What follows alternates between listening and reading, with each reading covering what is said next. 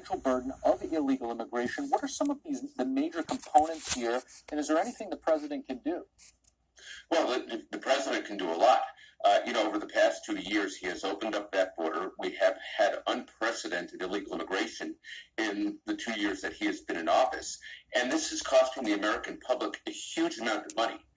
It nets out to the American taxpayer at $151 billion a year. We lay out about $182 billion in services and benefits for illegal aliens and their dependents. They pay about $31 billion in taxes. So the American public is left on the hook for about $151 billion a year.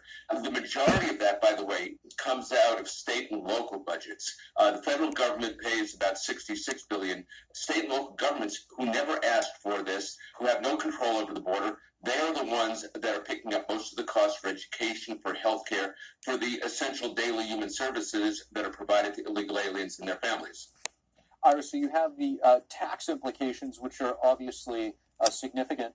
What are the impacts of illegal immigration on, say, wages and job opportunities for American workers? Well, obviously, the law of supply and demand can't be repealed even by the president or Congress.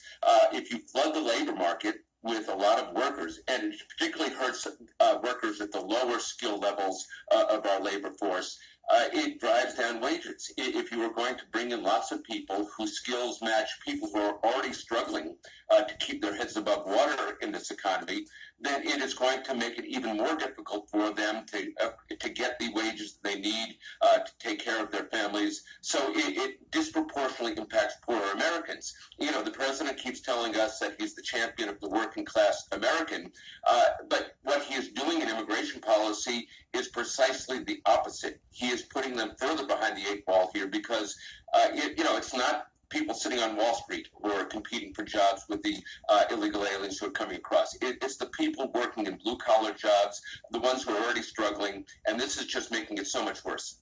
What are some of the major consequences of actually not addressing the fiscal burden of illegal immigration?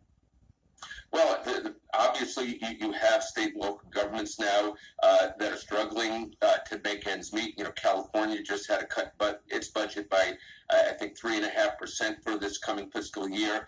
And yet, you have states like California that continue to offer new benefits and new services to illegal aliens.